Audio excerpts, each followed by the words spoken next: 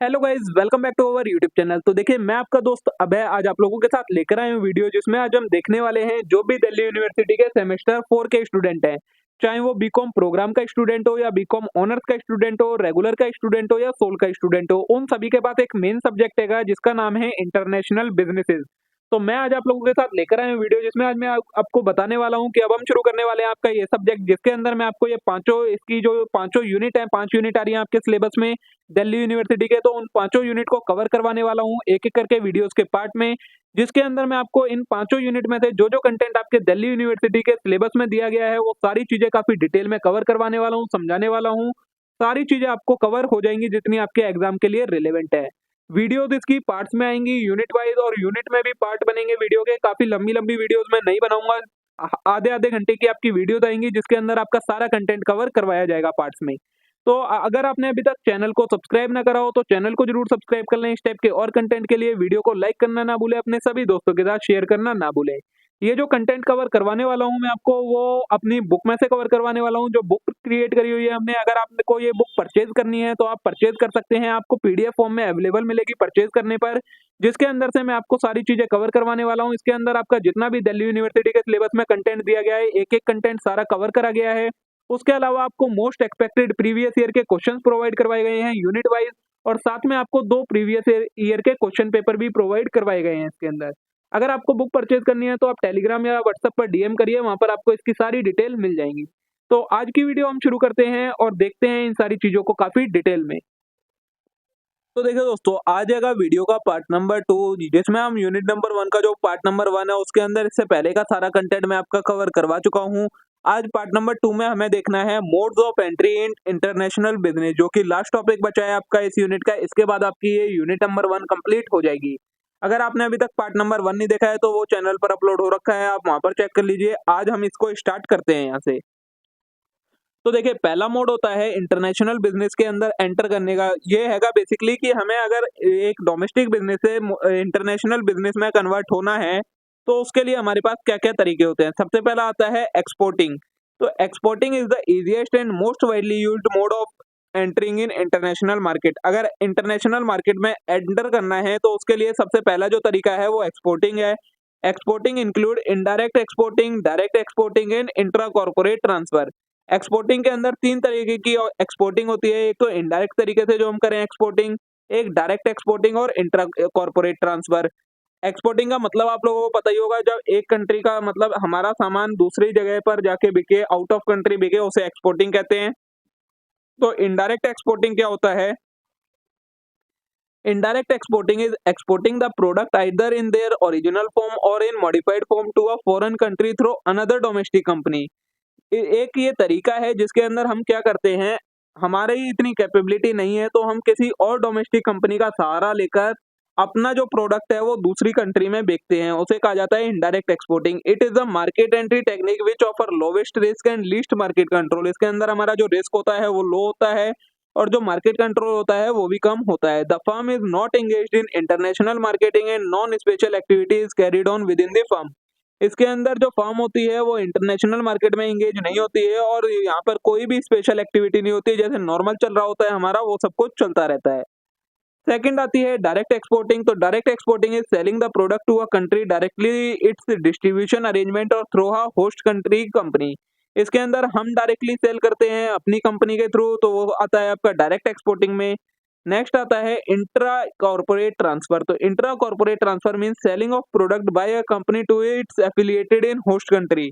इसके अंदर क्या होता है, एक कंपनी अपनी दूसरी कंपनी जो दूसरी कंट्री में स्टेबलाइज है उसको सेल करती है, फिर उस कंपनी के थ्रू उस कंट्री में वो प्रोडक्ट सेल होता है, तो वो कहलाता है इंट्रा कॉर्पोरेट ट्रांसफर। मतलब एक कंपनी से दूसरी कंपनी में अपनी में ही ट्रांसफर।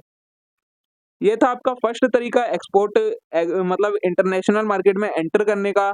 नेक्स्ट तरीका आता है आपका लाइसेंसिंग। तो licensing is the method of foreign operation whereby a firm in one country agree to permit a country another country to use the manufacturing processing trademark know how and some other skill provided by licensor. Licensing क्या होता है? ये एक तरीके का तरीका होता है जिसके अंदर जो एक कंपनी फर्म होती है एक कंट्री की, वो दूसरी कंट्री को परमिट दे देती है कि तुम हमारी कंट्री में मैन्युफैक्चरिंग, प्रोसेसिंग, ट्रेडमार्क और नो हाउ का यूज करके मैन्युफैक्चरिंग मतलब चीजें बना सकते हो और उसे सेल कर सकते हो, तो वो कहलाती है आपकी लाइसेंसिंग।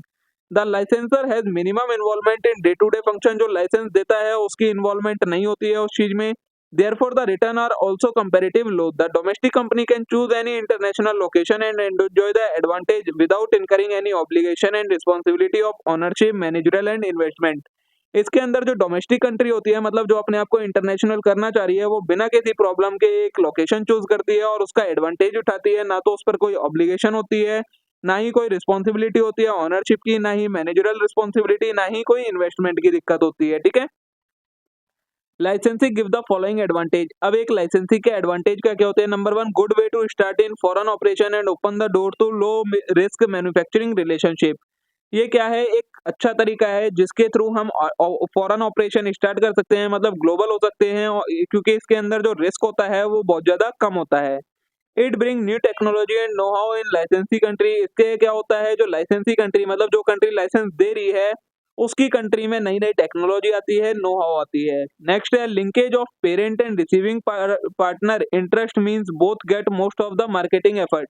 इसके अंदर जो पेरेंट कंपनी होती है और जो रिसीविंग पार्टनर होता है इन दोनों का इंटरेस्ट होता है, तो दोनों को ही कुछ ना कुछ मिलता है। नेक्स्ट है capital not tied up in foreign operation and option to buy into partner exit और provision to take royalty in stock. इसके अंदर कैपिटल के साथ कोई टाई अप नहीं होता है, कैपिटल से कोई रिलेशन नहीं होता है, जो भी होता है वो किस चीज से होता है? रॉयल्टी मिलती है। नेक्स्ट है some of the disadvantages of licensing. Licensing के कुछ डिसएडवांटेजेस भी होते हैं, वो क्या होते हैं? तो number one, limited form of participation, तो two length of agreement specific product process और ट्रेडमार्क। इसके अंदर जो होते हैं पार्टिसिपेशन की वो एक लिमिट होती है कि कुछ ही चीजें लिखी गई होती है एग्रीमेंट में, मतलब जो जो चीजें एग्रीमेंट में मेंशन होती हैं उतनी चीजें कर सकते हो, कि एक स्पेसिफिक प्रोडक्ट बनाना, स्पेसिफिक प्रोसेस के थ्रू बनाना, और ट्रेडमार्क भी उसका एक तरीके से रिस्ट्रिक्टेड होता है। नेक्स्ट है potential return from marketing and manufacturing में भी लॉस्ट। इसमें क्या होता है, जो मार्केटिंग और मैन्युफैक्चरिंग में आपका रिटर्न आता है वो कई बार लॉस्ट हो जाता है, नहीं मिल पाता है। नेक्स्ट है partner develop know how and so licence is short. इसके अंदर जो पार्टनर होता है सिर्फ उसे ही नो हाउ, मतलब कि क्या चीज बनानी है, किस तरीके से बनानी है, वो सिर्फ लाइसेंस के पार्टनर को पता होता है। इससे क्या होता है, लाइसेंस शॉर्ट होता है, क्योंकि जितनी चीजों के लिए सिर्फ लाइसेंस होगा उतनी ही चीजें समझ पाते हो।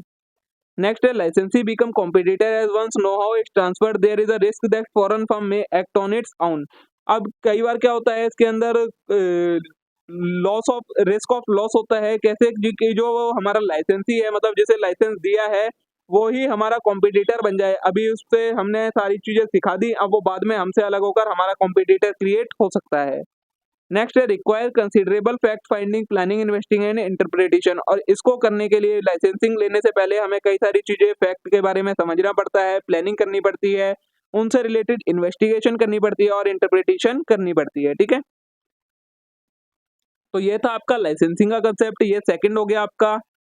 थर्ड तरीका है जो फॉरेन मार्केट में एंटर करने का, वो होता है फ्रेंचाइजिंग का। तो franchising refers to the method of participating and practising and using another person business philosophy. Franchising क्या होती है? किसी और पर्सन की बिजनेस फिलोसॉफी का हम यूज करें, मतलब किसी और पर्सन ने कोई अपना बिजनेस खोला है, कोई चीज खोली है, अब उसकी वही चीज अपनाकर हम उसकी फ्रेंचाइजी ले लें और उसके बिहाफ पर हम भी बिजनेस करें, उसके प्रोडक्ट को सेल करें, तो वो कहलाती है franchising. The franchisor grant the independent operator the right to distribute its product, technique and trademark for a percent of gross monthly sale and a royalty fee। इसके अंदर क्या होता है, फ्रेंचाइजर मतलब जो पर्सन फ्रेंचाइजी दे रहा होता है वो क्या करता है, इंडिपेंडेंट ऑपरेटिंग दे देता है कि तुम हमारा कितना भी प्रोडक्ट बेचो, कैसा भी बेचो, हमारी टेक्निक का यूज करो, हमारी ट्रेडमार्क का यूज करो, सब कुछ यूज कर सकते हो, और हमें उसके बदले में आपको मंथली सेल्स का एक ग्रोस परसेंटेज और रॉयल्टी फी देनी पड़ेगी। Various tangible and intangible such as notional and international advertising, training and other support service are commonly made available by the franchisor। जो फ्रेंचाइजर होता है वो कई तरीके के टेंजिबल थिंग्स भी, मतलब सेटअप वगैरह भी प्रोवाइड करवाता है, साथ में इनटेंजिबल चीजें मतलब एडवर्टाइजिंग, ट्रेनिंग, ये सारी चीजें भी प्रोवाइड करवाता है। एग्रीमेंट में typical last from 5 to 30 year. इसका जो मिनिमम एग्रीमेंट होता है वो 5 साल का होता है, और जो एक्सटेंड कब तक हो सकता है, 30 साल तक की फ्रेंचाइजी आपको मिल सकती है। अब फ्रेंचाइजर कौन होता है? तो select franchisee and provide franchisor the service of operating system, receive the fixed amount of trademark, product reputation and royalty from the support system like franchisee for providing the advertising, employing training expertise, brand quality assurance, program reputation to franchisee. Franchisor वो person होता है जो अपने business की एक तरीके से authority किसी और को दे देता है कि हाँ तुम मेरे ब्याह पर ये मेरे नाम से बिजनेस कर सकते हो, तो उस पर्सन को कहा जाता है फ्रेंचाइजर। फ्रेंचाइजी कौन होता है? An independent organization agree to follow franchiser requirement like appearance, operating procedure, financial reporting, customer service under franchisee agreement. Some pay a fixed amount and flexibility allowed under royalty based on sales to agreement of the franchisor। और franchise कौन person होता है? वो person जो कि क्या करता है, फ्रेंचाइजर के रिक्वायरमेंट के अकॉर्डिंग उसका बिजनेस एक तरीके से ऑपरेट करने लग जाता है, जो मतलब एक तरीके से फ्रेंचाइजी लेता है, जो उसके बदले में रॉयल्टी पे करता है। जो भी उसको सेल्स होती है ये फिक्स्ड भी हो सकती है और फ्लेक्सिबल भी हो सकती है, ठीक है। अब एक फ्रेंचाइजर के क्या क्या एडवांटेज होते हैं कि अगर कोई पर्सन फ्रेंचाइजर बनता है तो उसको क्या क्या एडवांटेज मिलता है। सबसे पहला एक्सपेंशन। तो after the brand and formula are carefully designed and properly executed, franchisor are able to sell franchisee and expand rapidly across country and continent using the capital and resources of their franchisee. क्या बोला है? Expansion का सबसे बड़ा benefit होता है कि जब एक ब्रांड बन जाती है और कोई प्रोडक्ट बन जाता है तो अब उसको क्या करना होता है, प्रॉपर्ली एग्जीक्यूट हो जाते हैं, तो फिर फ्रेंचाइजर अपने बिजनेस को फ्रेंचाइजी के थ्रू बढ़ा सकता है, जिसके अंदर वो अलग अलग जगहों पर अपनी फ्रेंचाइजी प्रोवाइड करवा सकता है और अपना प्रोडक्ट भी वहां तक पहुंचा सकता है। नेक्स्ट है लीगल कंसिडरेशन। तो franchisor is relieved of many of the mandate duty necessary to start a new outlet such as obtaining the necessary licence and permit in some jurisdiction. Certain permit are more easily obtained by locally based owner operator type applicant. क्या होता है legal consideration? कि अब कई सारे business शुरू करने के लिए किन चीज की लीगल फॉर्मेलिटीज करने की जरूरत पड़ती है, जो वहाँ का एक जो लोकल पर्सन होगा वो इजिली करवा सकता है एज कम्पेयर टू कोई बाहर का पर्सन हो। तो जो फ्रेंचाइजर होता है अगर किसी दूसरी कंट्री में उसे अपना बिजनेस स्टार्ट करना पड़े तो उसे काफी सारी फॉर्मेलिटीज को फॉलो करना पड़ता है, लेकिन अगर वहीं अपनी वो फ्रेंचाइजी सेल कर दे तो जो वहाँ का लोकल पर्सन होगा जो उसकी फ्रेंचाइजी खरीदेगा वो ये सारी चीजें आसानी से करवा सकता है, तो ये एडवांटेज मिलता है। नेक्स्ट है ऑपरेशनल कंसिडरेशन। तो franchisee are said to have a great incentive than direct employee to operate their business successfully. The need of franchisor to closely scrutinize the day-to-day operation of franchisee is greatly reduced. Operational consideration का मतलब क्या है कि अगर कोई एक जो franchise ले रहा है पर्सन वो चाहेगा अपना बिजनेस लगाना तो उसके लिए वो बहुत ज्यादा डिफिकल्ट होता है, लेकिन वो फ्रेंचाइजर के बिजनेस को एक तरीके से ऑपरेट करता है तो इसका तो पहले से ही ब्रांड नेम होता है तो उसका बेनिफिट फ्रेंचाइजी को भी मिल जाता है। अब एक फ्रेंचाइजी के क्या बेनिफिट एडवांटेजेस होते हैं, मतलब फ्रेंचाइजी के लिए क्या क्या एडवांटेज होंगे फ्रेंचाइजी लेने के। तो पहला आएगा एम्प्लॉयमेंट। तो as practised in retailing franchising offer franchisee the advantage of starting a new business quickly based on proven trademark and formula of doing business. Employment मिल जाती है एकदम से, मतलब अगर कोई पर्सन फ्रेंचाइजी खरीदता है तो उसे प्रूवन ट्रेडमार्क मतलब पहले से जो एक बिजनेस सेटअप है ब्रांड आइडेंटिटी के अंदर वो पूरा बिजनेस मिल जाता है चलाने को, जिससे उसे एक तरीके से इनकम होने लगती है। नेक्स्ट है एक्सपेंशन। तो with the help of expertise provided by the franchiser the franchisee में able to take their franchised business to a level which they would not have been able without the expert guidance of their franchiser. Expansion होता है मतलब अगर किसी person ने franchise ली है उसके पास अगर नॉलेज नहीं है बिजनेस को चलाने की तो फ्रेंचाइजर उसे वो सारी चीजें प्रोवाइड करवाता है, नॉलेज, स्किल्स, ट्रेनिंग, सारी चीजें, जिससे क्या हो वो अपने बिजनेस को बढ़ा सके। उससे फ्रेंचाइजर का भी फायदा होता है और फ्रेंचाइजी का भी।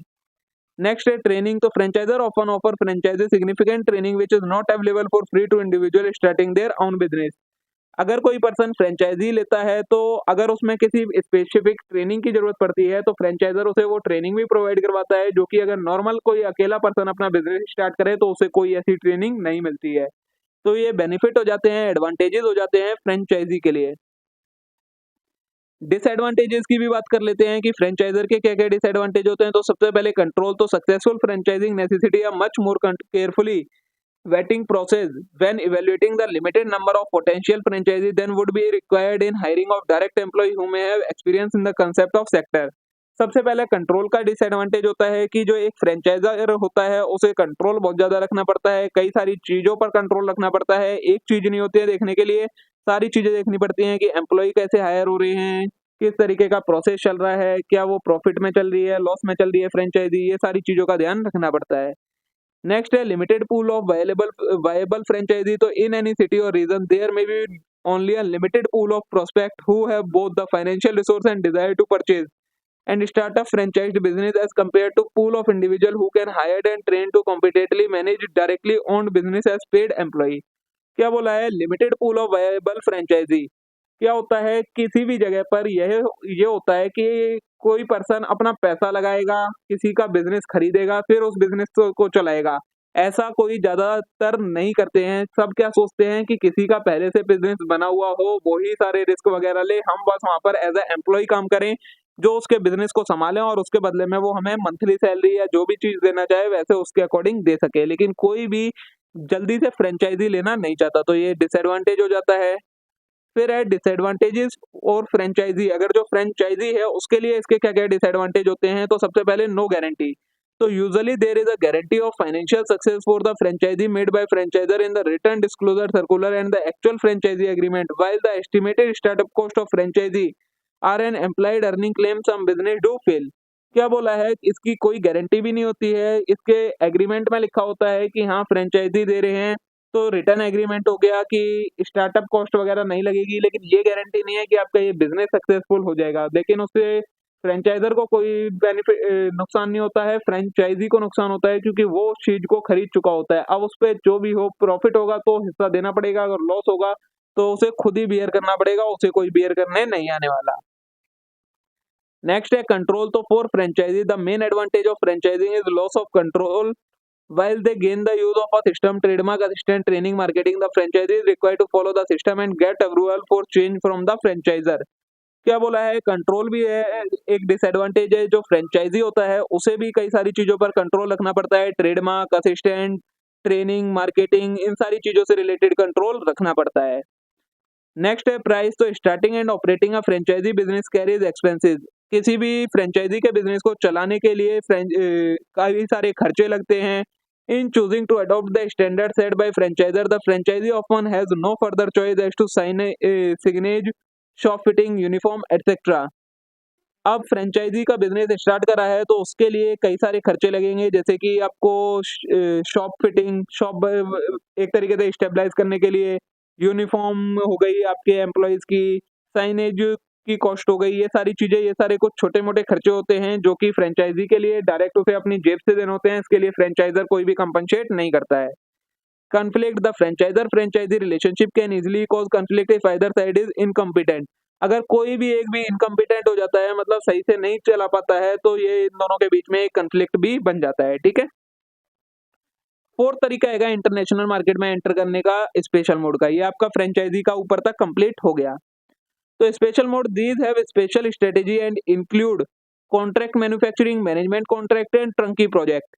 स्पेशल मोड के अंदर 3 अलग तरीके हैं जिनसे इंटरनेशनल मार्केट में एंटर करा जा सकता है। सबसे पहले कॉन्ट्रैक्ट मैन्युफैक्चरिंग, फिर management contract and turnkey project. तो सबसे पहले कॉन्ट्रैक्ट मैन्युफैक्चरिंग क्या होता है? Contract manufacturing is a process that it stabilize a working agreement between two companies. As a part of agreement one will custom produce part और other material on behalf of client. Contract manufacturing एक process होता है जिसके अंदर एक तरीके का agreement होता है, जिसमें एक कंपनी दूसरी कंपनी के लिए कुछ स्पेसिफिक चीजें मैन्युफैक्चर करने के लिए रेडी हो जाती है दूसरी कंपनी के बिहाफ पर। तो वो कहलाता है आपका contract manufacturing. In most cases the manufacturer will also handle the ordering and shipping process for the client. As a result the client does not have maintain manufacturing facility, purchase raw material और hire labour in order to produce the finished good. तो इसमें क्या होता है, जो client होता है उसे किसी भी तरीके की कोई चीज मेंटेन करने की जरूरत नहीं होती है, ना कोई मैन्युफैक्चरिंग फैसिलिटी लगाने की जरूरत होती है, ना ही रॉ मटेरियल खरीदने की, ना ही लेबर हायर करने की। उसे सिर्फ अगर फिनिश्ड गुड बनाना है तो वो दूसरी कंपनी जो क्लाइंट के बिहाफ पर मैन्युफैक्चर कर रही है उससे डायरेक्ट लेता है और फिनिश्ड गुड प्रोड्यूस कर देता है। उसे जो प्रोसेसिंग के लिए गुड्स की जरूरत पड़ती है वो खुद से बनाने की जरूरत नहीं पड़ती है। नेक्स्ट है मैनेजमेंट कॉन्ट्रैक्ट। तो a management contract is an arrangement under which operation control of an enterprise is vested by contract in a separate enterprise which perform the necessary managerial function in return for a fee. Management contract क्या होता है? ये भी एक तरीके के agreement ही होता है जिसके अंदर किसी भी एंटरप्राइज का जो ऑपरेशनल कंट्रोल होता है, मतलब जो भी वर्किंग का तरीका होता है, उसे कोई दूसरी ऑर्गेनाइजेशन मैनेज करती है एज फॉर अ फी। मतलब वो खुद का अपना मैनेजमेंट क्रिएट नहीं करते हैं, दूसरी कंपनी को आउटसोर्स कर देते हैं कि हमारा जो ये ऑपरेशन का है इस चीज को आपको मैनेज करना है। Management contract involve not just selling a method of doing but involve actually doing them. Management contract के अंदर सिर्फ करने का तरीका ही नहीं सेल करा जाता, बट एक्चुअली में भी करा जाता है काम, मतलब मैनेजमेंट करा जाता है। अ management contract can involve a wide range of function. इसके अंदर कई सारे फंक्शन आते हैं। टेक्निकल ऑपरेशन को आउटसोर्स करना, प्रोडक्शन फैसिलिटी को, मैनेजमेंट ऑफ पर्सनल को, अकाउंटिंग को, मार्केटिंग सर्विस को और ट्रेनिंग को। तो ये था आपका मैनेजमेंट कॉन्ट्रैक्ट। थर्ड था, ये नेक्स्ट पॉइंट नहीं है, ये इसी का पार्ट है जो हमने देखा था, टर्नकी प्रोजेक्ट। तो टर्न की project, turnkey refers to something that is ready for immediate use, generally used in sale or supply of goods and services। Turnkey क्या होता है? कोई भी ऐसी चीज जो एकदम से इमीडिएट यूज के लिए रेडी होती है, जो कि हम सेल और supply of goods of services में यूज करते हैं। The term is common in construction industry for instance in which it refers to the bundling of material and labour by subcontractor. ये ज्यादातर कंस्ट्रक्शन कॉन्ट्रैक्ट में use किए जाते हैं, जिसके अंदर कुछ जो मटेरियल और लेबर होता है उनकी बंडलिंग होती है, उसे टर्नकी कहा जाता है। In turnkey business transaction, different entities are responsible for setting up plant, equipment and for putting it into operation. It include contractual action। इसके अंदर क्या होता है? जो भी प्लांट है या इक्विपमेंट है वो दूसरी कोई एंटिटी स्टेबलाइज करती है, ऑपरेशन करती है। इसके अंदर जो भी कॉन्ट्रेक्चुअल एक्शन होते हैं, मतलब जो भी काम करा जाता है वो कॉन्ट्रैक्ट बेसिस पर करा जाता है, एटलीस्ट थ्रू द सिस्टम, सब system and equipment installation phases.